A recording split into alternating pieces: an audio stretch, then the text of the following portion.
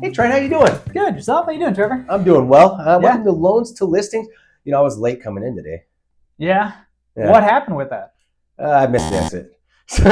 Did it just move, or No. you know? So I have a thing where like I put my maps on for everything. Mm-hmm. You know, because if an accident happens, it'll redirect me or whatever. You know? You need that here. Yeah, exactly. So I mean, 45 minutes can turn into an hour 15 pretty easily. Yep. Well, what happens is when I get on the phone, it stops talking to me and it just starts beeping, you know, which is fine. Mm-hmm. I should be able to pay attention. But my thing fell off that holds my phone right there. And so it's sitting on the side on my seat over here. And I'm on the phone with the buyer's agent for one of our listings. And we were in a heated exchange. And I missed my exit. And then it turns out if you miss that exit, you got another 6 miles till you get to turn around. Oh boy. And then what started that heated exchange? I mean, it's been a few days of issues, not really issues. Part of it is buyers really demand a lot right now. Mm-hmm. We're in a buyer's market. Oh yeah. To get to the finish line, sellers have to be more flexible than they've ever been, you know? And we have $1 million listing. We had a ton of showings. We ended up having 4 offers before we accepted this one. And we still had offers after that. Yeah. We still get calls all the time from people. Oh, hey, how's this going? Is it going back to the market? You know, and so in the initial offer, they came in just below listing price, which was fine. You know, we expected it to be lower than listing. And then but they also requested that the chimney cap be fixed. And what was happening was the stucco, for some reason, something happened. I think, you know, with the windstorms, things just shift. Something will hit that or whatever. It'll create a crack in the stucco, and then water intrusion kind of pushes it off, you know, a little bit. So it needed to be repaired. So so my clients, they were already going to do that. They already had somebody that they hired to do it and whatnot. So when that came in with that, it was like no big deal. It's like, well, we're already working on it. You know, we're working on it. Yeah. So it said on there, fix chimney cap, you know. And so we fix it, and you know, then in the inspection comes up and some other things come up, like there's like 6 other cracks in the stucco on different parts of the house. 3 or 4 of them were up by that chimney, kind of on the roof. And my clients were like, let's just take care of them all. Yeah. They didn't even write it in there. So it was no big deal. We're just like, they're just like, we'll take care of that or whatever. So they spent almost $6,700 in stucco, paint, and all that repair and replacement. It was a lot of money, you know, more than what the buyer asked for. And in addition, the offer was so good. What we were offering the buyer's agent was 2%, but the offer was so good, he negotiated 3%, and we were more than willing to give him that extra percent to get this better offer, you know? Yeah. And so he ended up getting 3% on that. When we negotiated that as well, along with the offer was a rent back for 2 weeks, actually more like 3 weeks. We were supposed to close on the 10th. It'll be the 11th through the 30th or whatever. So we were all under the impression that was going to be for free. You know, the lease hadn't been done yet or whatever. And so, but that was going to be figured out during the inspection period. So during the inspection period, we come out with the lease and they want $3,600 for the month. We already told our clients, oh, you know, we'll negotiate it. It's going to be free because that's what was in the verbal talk, you know? Right. But when it gets to paper, all of a sudden people change their minds, you know? Yeah. So I saw how it looked. Yeah. So, but they were like, but we'll prorate it, you know, to 30 days. And so you only pay the 20 days or whatever.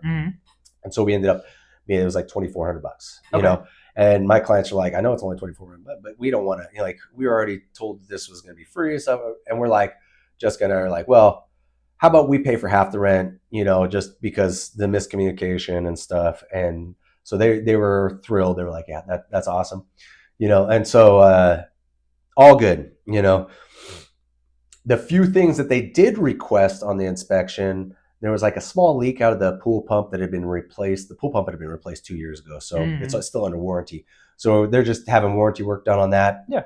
I think that might have been taken care of today. It might already be done. Perfect. And then there was like one or two other items. Secure one of the railings that was slightly loose, no problem, and fixed the driveway that had a few dips in it. I don't like when people ask for that stuff because they see it ahead of time. That's the first thing you notice when you come into the house. That should be asked for in your original offer. It shouldn't be asked for in the inspection. Yeah. You're not. You saw it. You saw it. You're not discovering anything. Only Right. ask for things you're discovering in the inspection. Otherwise, it should already come in with the offer. Regardless, it's such a minor thing to argue about. So we're just like, let's just get it done. Yeah. So we get everything done, get the chimney cap done, everything, and we get a call yesterday. And the guy's like, well, where's the cage around the cap? And I was like, what cage? He's like, every chimney has a cage. He's like, walk up and down your neighborhood and tell me which chimney doesn't have a cage around the cap. And I was like, walk around my neighborhood and tell me which house has a chimney. Very few houses in Florida have chimneys. Yeah. I said, good luck finding one that has a cap, period, because you're not going to find it. This is a high end. My neighborhood mostly are angle homes, and then you have custom built homes on the water. The custom built homes, 3 out of I think there's 15 of them. 3 out of 15 have chimneys. Okay. So, and the other 2 do have caps. They do have this cage around the cap. Okay. But technically, what a cap is the part that sits on top of there that prevents water from going in or wind from pushing too much stuff in there. Yeah. It's not the cage around the cap. Okay. Apparently what they were asking for is the cage around the cap on there, but they didn't write that in there. So they're expecting us to pay for it now. I said, no, that's not going to happen. We spent $6,800 on items that you did not request. Right. And that are done. Yeah. Thank you very much. You can pay for your own cap. Yeah. Your a couple $100 cap or cage. Yeah. Anyways, we got into quite the argument yesterday because this realtor, he's used to doing business where he just walks over the top of people. He's got this New York accent and stuff. Yeah. He hasn't come across me. So he was working with Jessica at first, and I told Jessica, I don't want you dealing with this guy. I said, I'll work with him. So I get on the phone with him yesterday, and he wasn't picking up my phone. I was texting him, and then finally he's like, I'll call you tonight. He's like, I don't even want to deal with this right now. I'll call you when I'm ready. And I'm like, oh, I said, are you too busy to work for your client right now? Yeah. It's like, you can't get this handled right now. The client needs you now. Yeah. It's like, we got to get this handled. And so I was like, just because you don't want to talk to me or you don't want to have some sort of, I don't know what this is, we need to get this handled. So finally he calls me and he just starts going off for about 3 minutes. I'm fine. I'm just like, let him talk, So I just let him go. I'm trying to pick up exactly what he's, the big issue. And he's telling me that there's you can't have a cap unless it has a cage. The cage is the cap. And I said, well, where did you ask us to replace a cap with a cage? Where? He's like, it was when we wrote, fix the cap, that's what we meant. I was like, okay, so you messed up, and it sounds like it's going to be coming out of your commission. I said, the thing is, and then this guy, he's like, well, Don's not afraid to litigate. He's not afraid to spend money for no reason. I said, show me where it says replace the cap. Trust me, I got attorneys in my back pocket. I work a lot in pre-foreclosures and stuff. I got attorneys on retainer right now. And there's no way in hell. In fact, if you back out of this deal, not only will we keep the $52,000 in earnest money, but we'll sue you for specific performance because we've gone above and beyond what the contract says, and you have not.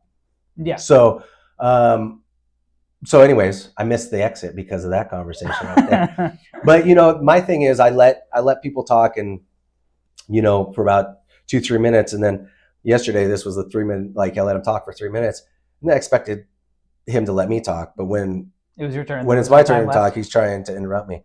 So I have a way of dealing with that where I just keep talking until they shut up. And this guy's good. He kept talking for about 2 minutes, and I just kept talking over the top. Finally, I got my position. I always win this battle because I'll just keep talking until they shut up, like, or they hang up on me. A little bit, you know. So finally, he was quiet enough that I could get my. And I'm not yelling or anything. I'm just talking like this, but I just keep talking. And I'm like, "You're out of line." I said, "This isn't how things work." I said, "You wrote things up wrong." He's like, "We talked about it on the phone." I was like, "I never talked about a cage. I don't know what you're talking about. We talked about the cap. And I think your definition of what a cap is different than mine. What you should have done is if you wanted something specific, you should have wrote the model number or sent a picture or mentioned something in the contract. You can't have something be ambiguous or like, all encompassing, when it's generic like that, it doesn't hold up in court. Let me tell you, it doesn't at all. And they're going to look at it and be like, well, the seller went above and beyond. No, not only did they fix the chimney issues so that now there's not a single issue, but they fixed all those other things that aren't on, the addendum at all. Yeah. So, anyways, we were in a conversation there. So I missed the exit, and he was telling me he was going to schedule an appointment. He's under the assumption that after he gets a price quote, because he thinks it's going to be around $1,500, that we're going to help out, and we're not. No. Like, it's just going to come out of the buyer's agent, money. And so, but tomorrow they're going to have an inspection for that cage at 10 a.m. I'll meet him there and stuff. But that's the end, I mean, we're done with that. We've had other people that want to make offers and whatnot. We have gone above and beyond, and the only thing holding back is this guy didn't write the contract up the way he wanted it written. Yeah. So you can I'm sorry, like, I love it when people throw out legal stuff like they think they know what they're talking about. Right. They're like, I got this. I got my lawyer will tell you. I'm literally being sued right now by two people, and I'm suing two people. Okay. So let me tell you about litigation. I know about litigation. He's in the thick of it. Yeah. I'm in pre-foreclosures. I'm in all sorts of stuff. I read briefs. I'm to the point now where I don't even need paralegals because AI does it all. If I throw a brief in here into AI and I say, hey, give me a synopsis in Florida, this, that, write me up this motion for this, I can do it better than paralegals now. Like, nobody needs to be an attorney. And this guy is trying to tell me what's going on. But anyways, it was that type of conversation. It was very heated. Sounds like it. Exit missing. Yeah, I don't think many people see what happens behind the scenes of like especially like a big deal like this too. Yeah, a lot riding on. And the thing is, like, neither of us wants this to go bad. And I told him, I said, listen, the reason why my wife doesn't call you back now is because I said, you're a lot like me. You're a pit bull. I said, you're used to just running over people. I said, that's not going to happen here. I said, we do everything legitimate the way things are. You're not going to run over anybody. Okay. And so I said, you're a lot like me. So I have a lot of respect for you. I was telling the other agent, I said, I have a lot of respect for you because you are fighting for your client. And I appreciate that. I'm fighting for my client too. And it's unfortunate that I am in the right and you're in the wrong. So I already told my clients that they'd have free rent, and then I had to make it right by them. So I'm already giving up $1,400 from my misquote. Your misquote is going to cost you $1,500. Sounds like we're on the same page. Like, yeah. So I mean, I don't know what else to tell this guy, but he is paying for the cap tomorrow when it comes out. The cage. Yeah, it's not even the cap. The cap's on there. So it's good cap. Yeah. Anyways, it was an exciting drive, but I love those conversations. I know most people don't like confrontation. I don't necessarily look forward to confrontation, but I feel like that's why people hire me, because I'm very good at that portion of it. Yeah. I'm willing to accept the confrontation. I'm willing to have conversations about it. A lot of people avoid hard conversations. They take the cow way out. Right. And then, I told him too, I said, a lot of times I'm sure you're used to this where you're coming at people like this and they're going to fold just to keep the deal together. Yeah. I said, look, that's not how it goes because we're on the right. You know, I've been doing real estate a long, and here's the other thing. This guy has 5 sales under his belt in the state of Florida. He has a New York accent. So I'm like, more than likely, he knows what he's doing. His contract was super sloppy the first time we had him redo it. When he did the addendum for the inspection, he used the wrong form. We didn't even have to do any of that stuff. We could have just been like, you passed that along in the wrong form. We don't have to do anything about it. You did it wrong. Right. Instead, we had you fixed it on the correct addendum just to be compliant with everything, make sure everybody's on the same page. Yeah. You know, there's no loopholes. There's no loopholes. Yeah. And so we had him do it on the right addendum, and then we had everybody sign off. So I don't think he's used to Florida real estate, but I do think he's been doing real estate for a long time, just by his tone and stuff. And, you know, but I'm pretty sure it's up in New York. And, you know, so I don't, you know, when I was like, listen, man, I've been doing real estate a long time. He's like, I've been doing real estate longer than you. I'm like, oh, here we go. Uh-oh.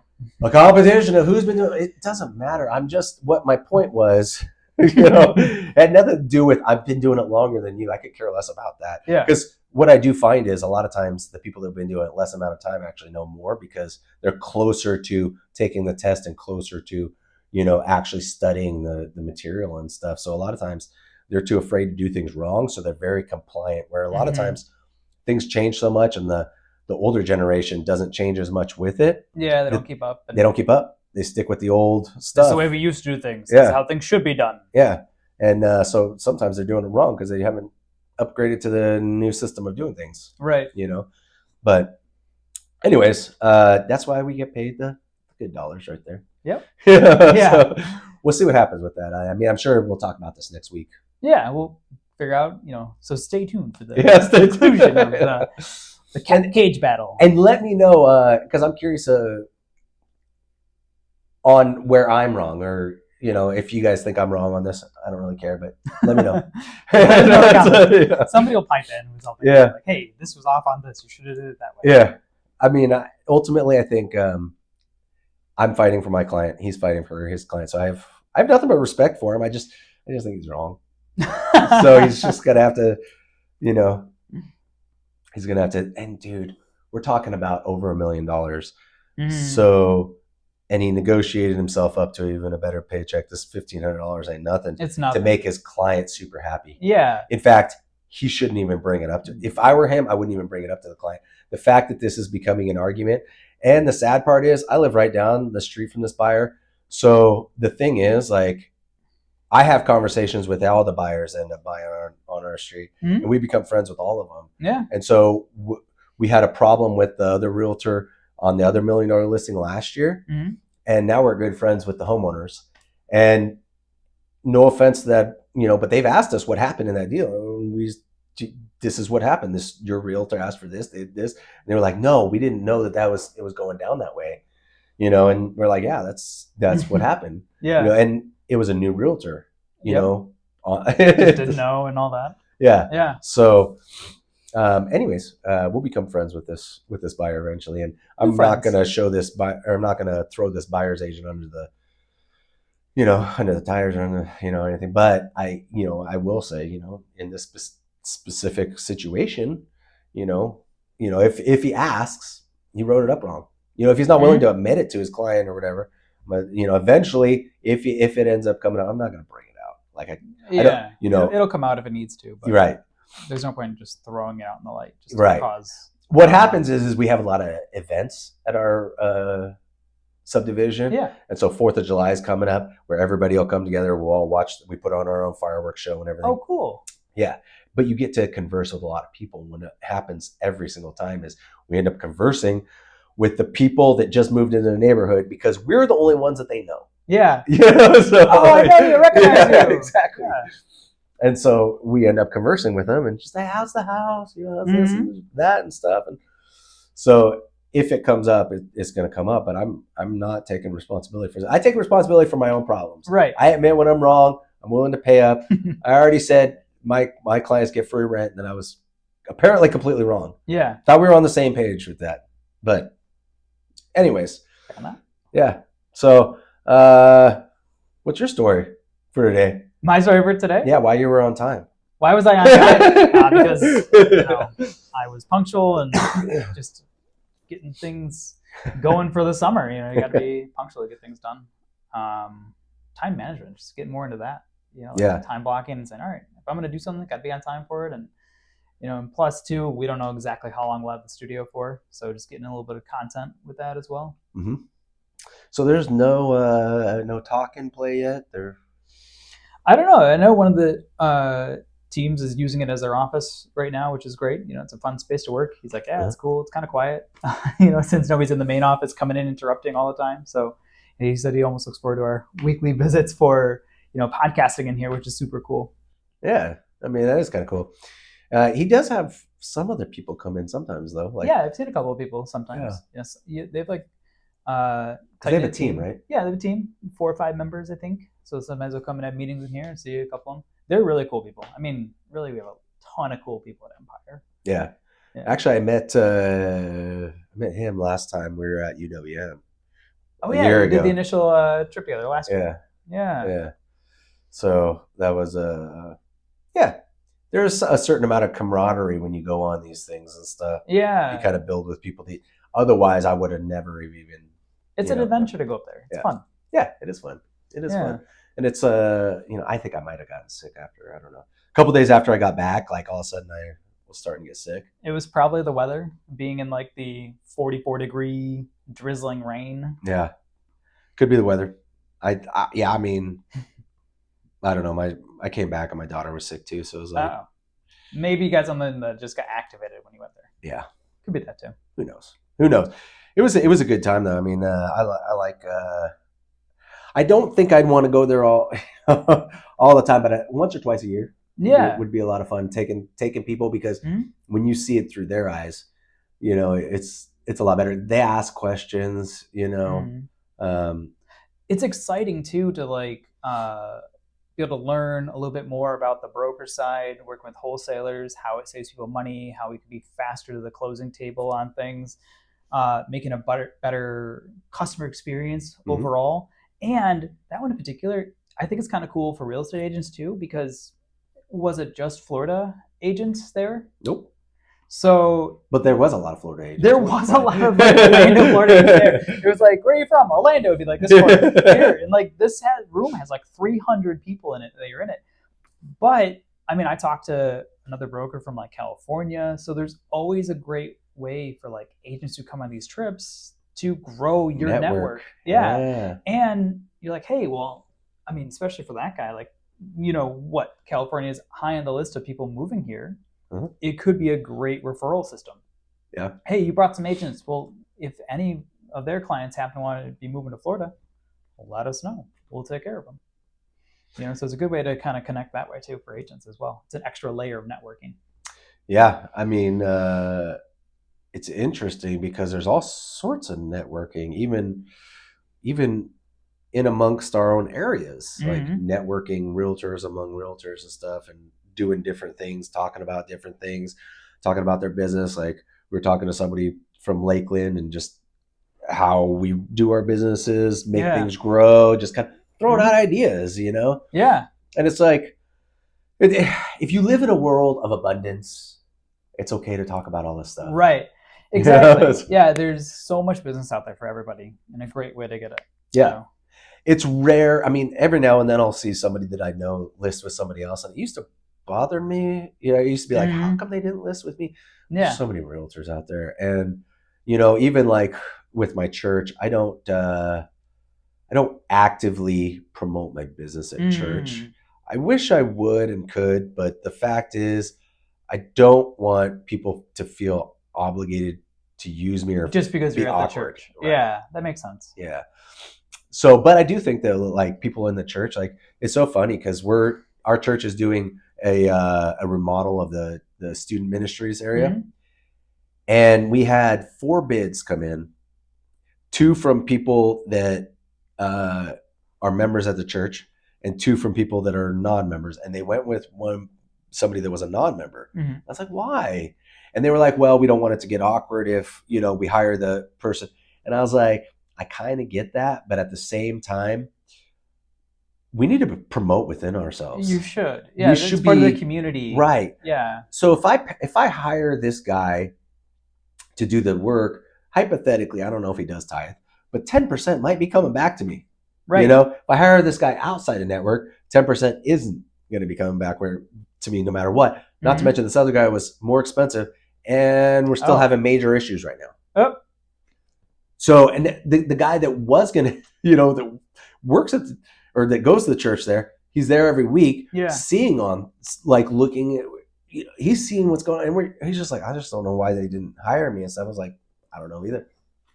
I think I think it's difficult to be one of the elders or to be part of like a member of the church and make those decisions. But, but I personally, like, people at my church, I want to promote them. I want to make sure, so there's a bunch of realtors. Don't use me. Use Chad. Use Jim. Right. There's tons of realtors at our church, but use somebody at our church, please. It's like, know, like, and trust. Yeah, exactly.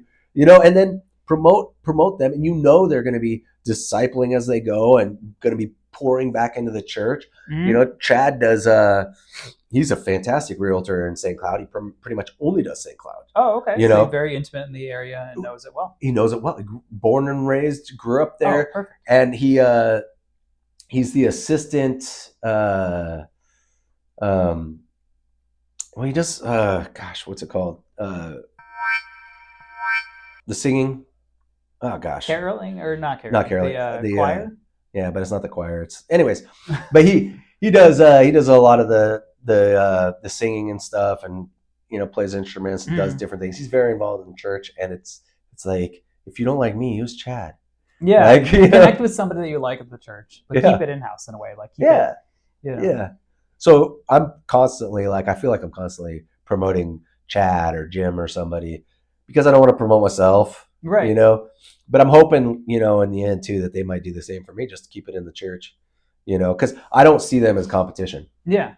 And if a church member used them, I would be happy, rather than, because not that people shouldn't use anybody outside the church, because part of it too is we should reach outside the church to bring people in and to be involved with people and all that. That makes sense too.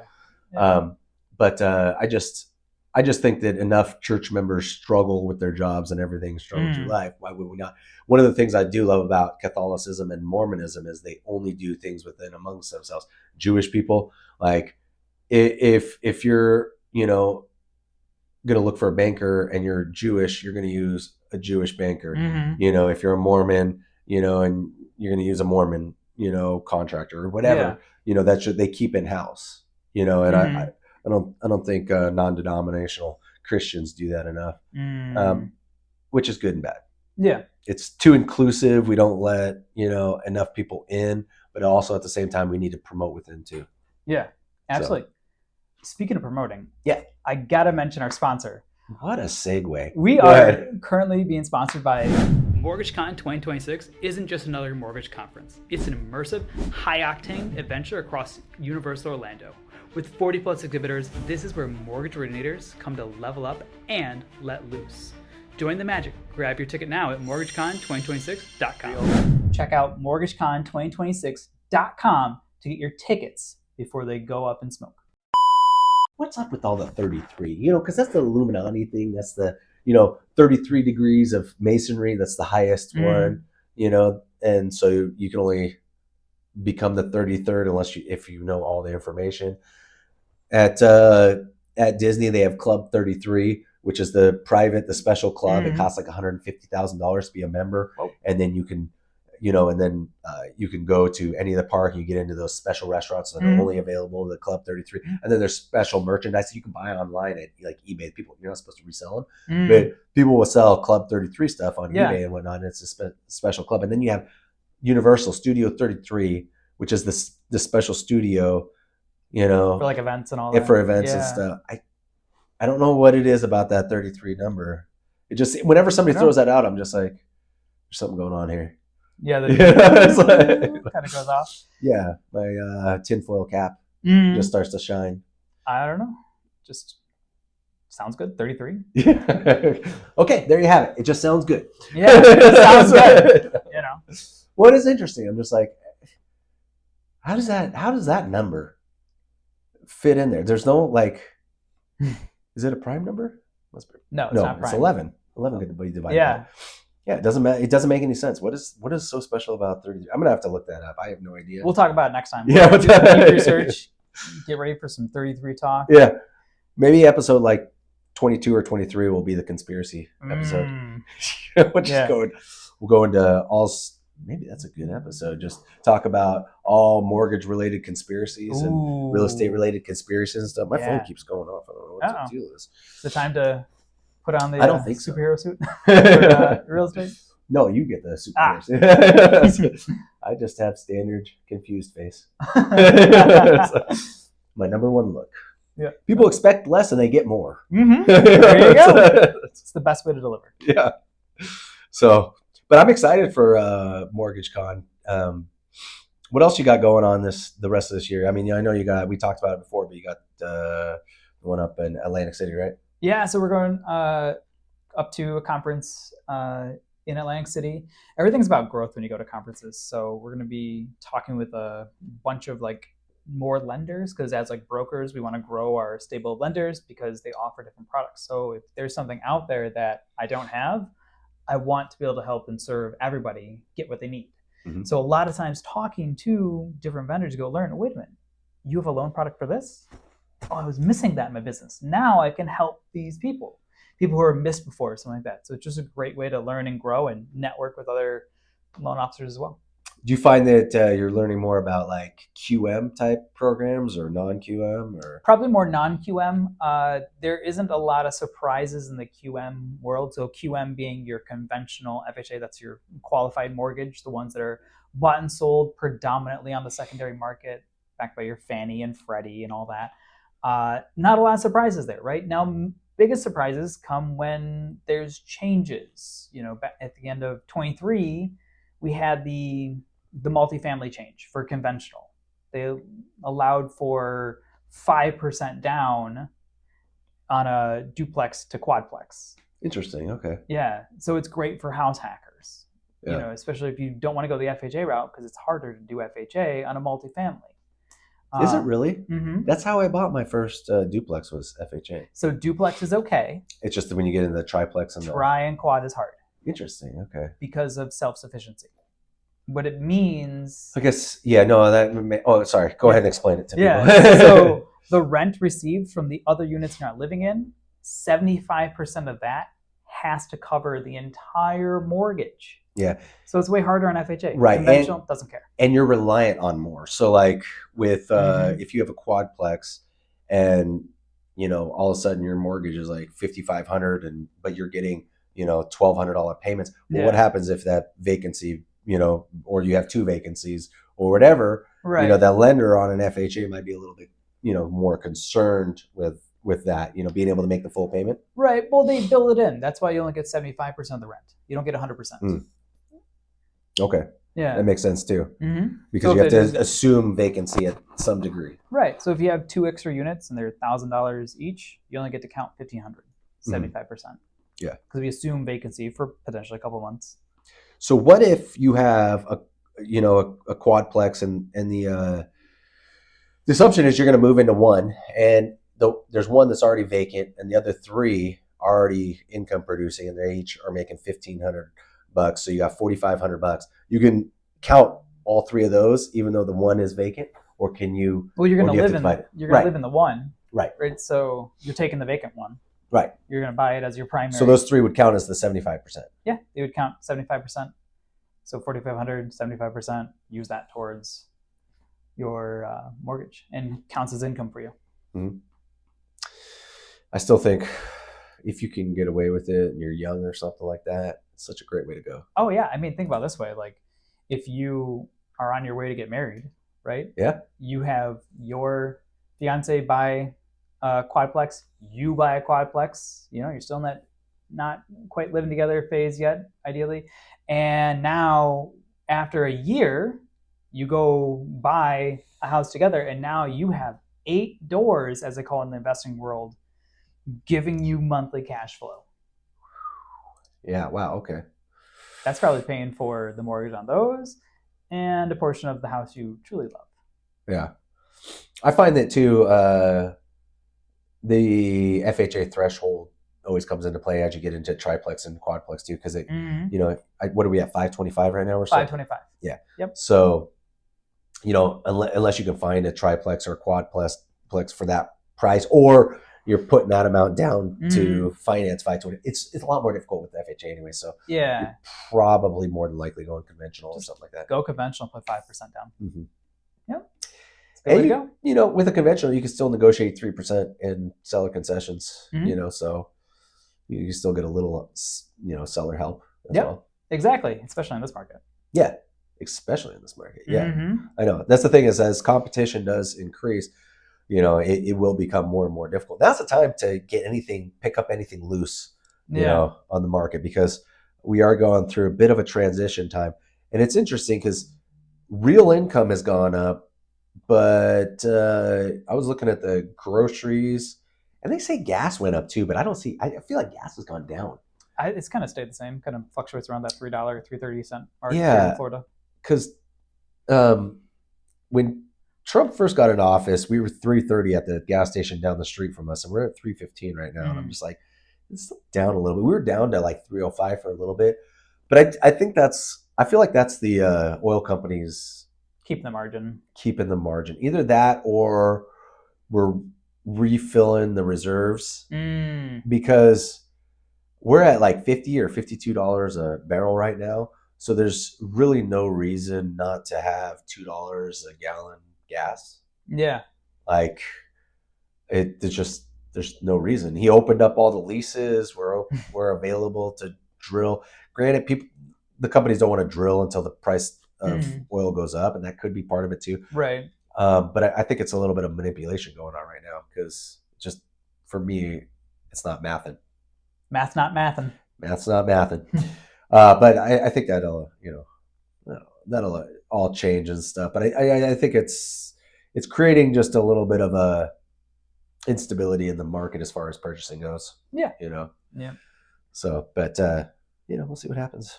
What do you think is going to happen? I think that you're going to start to see it we always keep on the positive note here, I feel like, but I think it's going to, sooner or later, you're going to have some that's go, okay, I'm going to just buy now. Yeah. And you're going to have more buyers come in, and it's a buyer's market.